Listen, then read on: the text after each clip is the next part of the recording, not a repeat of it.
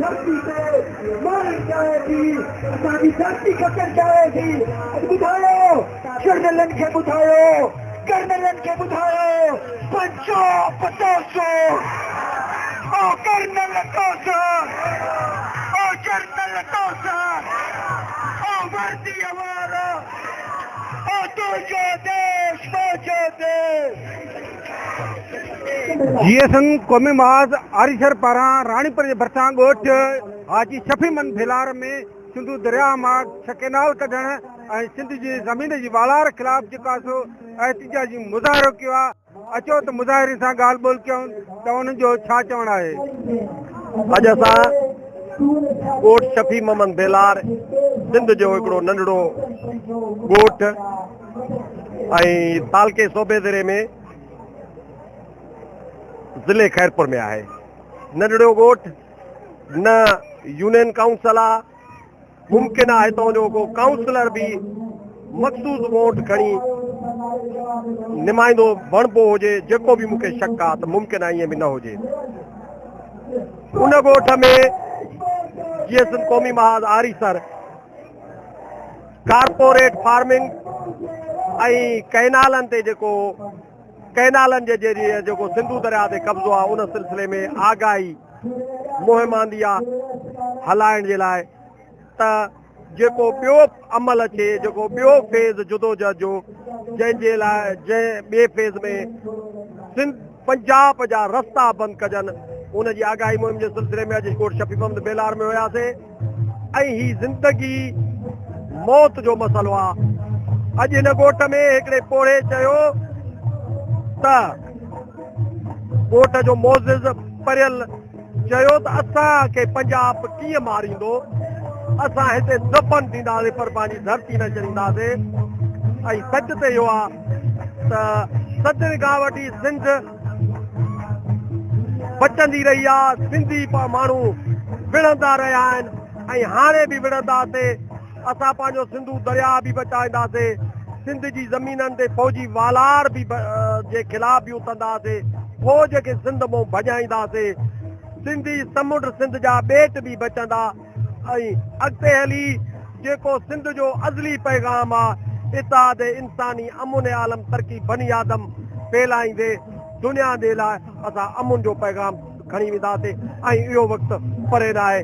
अॼु जो इहे एहतिजाज सिंधु दरिया मथां वफ़ाक़ पंजाब पंहिंजे ॾाढ ऐं जबुर ताक़त जे ज़ोर ते जेकी इहे 6 केनाल ठाहे रहियो आहे ऐं उन सां गॾोगॾु कारपोरेट फार्मिंग जे नाले ते लखें एकड़ सिंध जी ज़मीन धारियुनि खे ॾेई सिंध खे नओं फ़लस्तीन बणाइणु चाहे थो।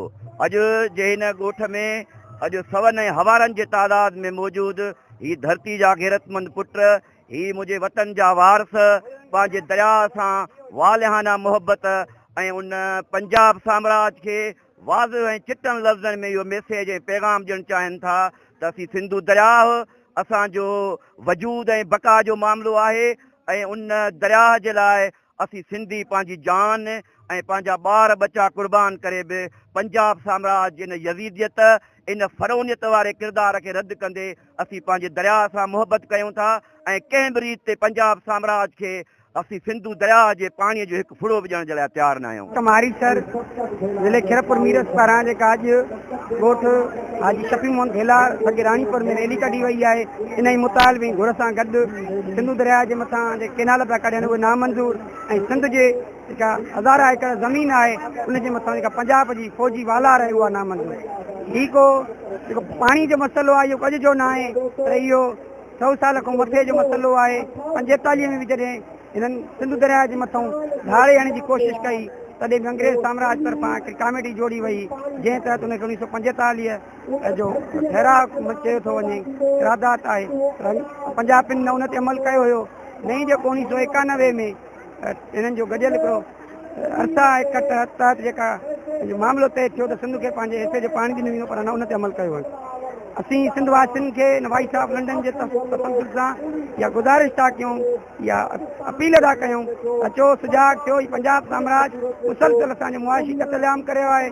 कॾहिं गैस कोयलो बिजली समेत हर उहो महदनी वसीलो लुटियूं फुरियूं रहियो आहे जंहिंजे मथां फितरती तौर असां सिंधियुनि जो हक़ु आहे। पंजाब वटि बि गैस ऐं पंहिंजो हर महदनी सहूलियत आहे पर हुनखे इस्तेमालु न पियो करे। हितां रोज़ जे बुनियाद ते गाॾियूं भरे कोयले जूं पंजाब में ज़ख़ीरो पियो करे।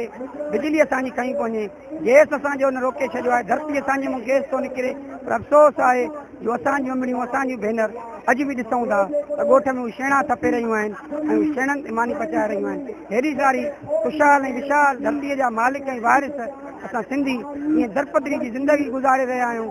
असीं फकाकशी ज़िंदगी गुज़ारे रहिया आहियूं। असांजूं औरतूं पंहिंजे जिस्म विकण ते मजबूर आहिनि। जेके सिंधी माण्हू खीर खे विकण ऐब सम्झंदा हुआ, अफ़सोस आहे जो ग़ुलामीअ जे करे अॼु असीं पंहिंजा बचा पिया विकिणूं। असीं पंजाब साम्राज्य खे इहो ई ॿुधाइण था चाहियूं त गुज़िरियल 47 सालनि खां वठी तव्हां जेको मुआशी असांजो क़तलेआम कयो आहे, तुंहिंजा वसीला फुरियल लुटिया आहिनि, इहे असां तव्हां खां लाज़मी तौर ते वराए वठंदासीं, मोटाए ॾींदासीं, समूरो हिसाब वठंदासीं जेको तव्हां सां लुट फुर कयो आहे। ऐं उहो इंतकाम जेको हूंदो उहो आज़ाद सिंध देश जी क़याम में हूंदो। ऐं असां पुरुमीद आहियूं हिकु ॾींहुं बैन अल-अक़वामी UN जे आज़ाद जेके मुल्क आहिनि उनमें सिंधु देश जो ॻाढ़ो कुआड़ी वारो परचम जेको ॻोठनि जे अंदरि झूमी वियो आहे उहो आज़ाद सिंधु देश जी नुमाइंदगी कंदे आलमी दुनिया जे परचमनि सां गॾु वञे। खुदाया मुंहिंजो फिरदौस बयाबान ऐं बरती ईंदो, सिंधु त साह वाह साह बिना कीअं जी सघिबो, ऐं मुंहिंजा महबूब तो सवा गुज़र थी वेंदो। जीअं त हीअ असांजो अॼोको एहतिजाज ॻोठ हाजी शफ़ी मोहन बेलार में जेके सिंधु दरिया ते गैर क़ानूनी नवां शह केनाल पंजाब साम्राज कढी रहियो आहे ऐं उन जे ख़िलाफ़ आहे। छो त सिंधु दरिया असांजो जियापो आहे ऐं सिंधु दरिया असांजो जियापो आहे। जेकॾहिं सिंधु दरिया ते नवां शह केनाल ठहंदा सिंध जूं ज़मीनूं बंजर थी वेंदियूं ऐं सिंध में कुझु बि न रहंदो, साह वारी शइ ज़िंदा न रही सघंदी।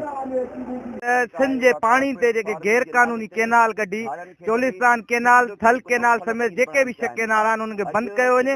ॿियो सिंध जे अंदरि सिंध जी 1000 एकड़ ज़मीन ते फौजी वालार जेका कई पियो वञे, जेको फौज जो कब्ज़ो आहे उन कब्ज़े खे ख़तमु करे उहा ज़मीनूं जेके आहिनि सिंधी माण्हुनि खे अलाट कयूं वञनि। सिंधी माण्हू जेके आहिनि पंहिंजे वतन जा वारिस आहिनि ऐं उहे उन्हनि खे अलाट कयूं वञनि। हिन रैली जो हिकिड़ो ई मुतालबो आहे त सिंधु दरिया ते जेके गैर क़ानूनी केनाल कढाया वञनि उन्हनि खे बंदि कयो वञे। सिंध जी ज़मीनुनि ते फौजी वालार जेका उनखे बंदि कयो वञे। ॿी सूरत में हीअ जेके एहतिजाजनि जा दायरा आहिनि इहे वसी करे असां पंजाब ईंदड़ रस्ता बंदि करे छॾींदासीं, जंहिंमें हज़ारे पोरियत शागिर्द ॻोठाणा बाग़ैरत सिंधी गॾु थी करे इहो मैसेज ॾिनो आहे पंजाब खे ॿुधाईंदे गॾोगॾु दुनिया जे आलमी इदारनि खे जो ध्यानु छिकराइण जे लाइ हिन हिकिड़े नंढड़े ॻोठ शफ़ी मोहम्मद बेलार में हज़ारनि जे तादाद में गॾु थी इहो वाज़े चिटे तौर ते पैगाम ॾिनो आहे त सिंध केनालनि खे बि रद्द करे थी ऐं सिंध जा जेके वसाइल जेके मुसलसिल पाकिस्तान रियासत फबाए थी उन्हनि जी घुर कंदे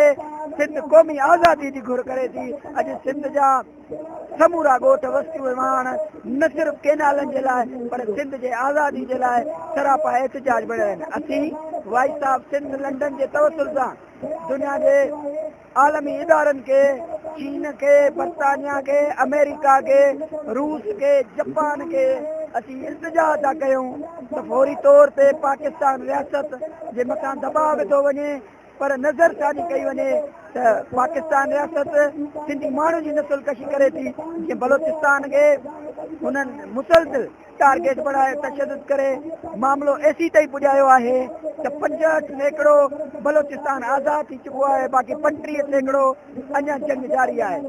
सिंध सां बि इहा ई वेदन आहे त सिंध जा नौजवान पुट टार्चर सेलनि में आहिनि, कैदनि में आहिनि, कूड़नि केसनि में आहिनि, रियासत जे अता वेठा आहिनि ऐं उबतो वरी सिंधूअ मथां केनाल ठाहे सिंधूअ खे सुकाइण ऐं सिंध धरतीअ खे भरबां करण जी हिकिड़ी घटिया साज़िश पंजाब कयो आहे पंहिंजे दलाल पीपल्स पार्टी जे तवसुल सां। तो असीं हिन एहतिजाज जे तवसुल सां उन केनालनि खे रद्द कंदे फौरी तौर ते सिंध जे आज़ादी जी घुर कयूं। में अॼु गॾु थिया आहियूं ऐं सभिनी नौजवाननि खे ॿुधाए असां उन्हनि खे पैगाम ॾिनो आहे त हीअ पंजाब साम्राज तव्हांजे निड़ीअ ते लत ॾेई तव्हांखे हमेशह जीअं ख़तमु करणु थो चाहे। तो अॼु हिन दोस्तनि पूरे अवां ॾिसी सघो था त पूरी भेलार बिरादरी उनजे पोड़े ओड़े जूं जेके बि बिरादरियूं आहिनि, जेके बि दोस्त आया आहिनि, उन सभिनी जो असां शुक्रगुज़ार बि आहियूं। उन्हनि पंजाब साम्राज खे वाज़े पैगाम ॾिनो आहे त अगरि जे तूं असांजो पाणी बंदि कंदे त तुंहिंजी बि असां रस्ता रोक हमेशह जीअं अॼु बंदि कंदासीं ऐं पाणी असांजो हक़ु आहे, पाणी असां वठंदासीं। उनजे लाइ असांखे जान ॾियणी पई त को वॾो मसइलो न आहे, को महांगो सौदो न आहे। असां पंहिंजी जान बि ॾींदासीं। असां ही पुरमन रैलियूं कढी रहिया आहियूं, पुरमन इख़्तियार करे रहिया आहियूं। पंजाब खे मैसेज ॾियूं था त बाबा सुधरी वञ, सम्झी वञ। वफ़ाक खे चऊं था त इहो पंहिंजो फौरन पाणी जेके केनाल कढो था इन केनालनि खे रद्द करे नोटिफिकेशन जारी करे। अगर न तो ॿी सूरत में असां पंजाब साम्राज्य जा हमेशा जीअं रस्ता मुकमल तौर ते बंदि करे छॾींदासीं। अवां दोस्तनि जी महिरबानी। या केनालनि जे ख़िलाफ़ आहे जेके पंजाब सिंध जो पाणी बंदि करे रहियो आहे। बचो नंढो गांव असांजे कुराड़नि ताईं हर घर जो बार निकितो आहे इन केनालनि जे ख़िलाफ़, जेके असांखे कंहिं बि सूरत में कंहिं बि हाल में असांखे क़बूल न आहिनि। पाणी असांजो आख़िरी जियापो आहे। इन जियापे लाइ आख़िरी फुड़े ताईं जंग जारी रहंदी ऐं हर फर्द हर बचो इन लाइ विढ़ंदो। पाणीअ ते कॾहिं बि को बि सौदो न आहे। हमेशा जंग रही आहे, जंग रहंदी, आख़िरी कतरे ताईं जंग रहंदी। महिरबानी। दरिया ते धाड़े ख़िलाफ़ जेको पंजाब हणी रहियो आहे, हूअं त 150 साल खां पंजाब साम्राज्य सिंध जो पाणी चोरी करे रहियो आहे, पर हाणे दुनिया ॾिसे थी मीडिया जे ज़रिए जेके सिंध जे कुंड कुर्श मां सिंध जो गैरतमंद अवाम, सिंध जो बहादुर अवाम निकितो आहे, तो पंजाब सां जंग जोटींदो इन पाणीअ ख़ातिर। जेको सिंध किरोड़े सिंधी वासियुनि जी साह वारी रग आहे जंहिंते पंजाब लत रखी आहे, इंशाअल्लाह मूं टोट जवाबु ॾींदो। सिंधूअ लाइ सिंध जो अवाम मरंदो, सिंधूअ लाइ सिंध जो अवाम साह ॾींदो। कंहिं बि सूरत में कॾहिं बि पंजाब साम्राज्य खे सिंधूअ ते धाड़ो न ॾींदो। एहतिजाज कंदड़नि जूं तव्हां ॻाल्हियूं ॿुधियूं। कैमरामैन टीम सां गॾु Abdurrahim Solanki, reporter voice of Sindh London, Ranipur.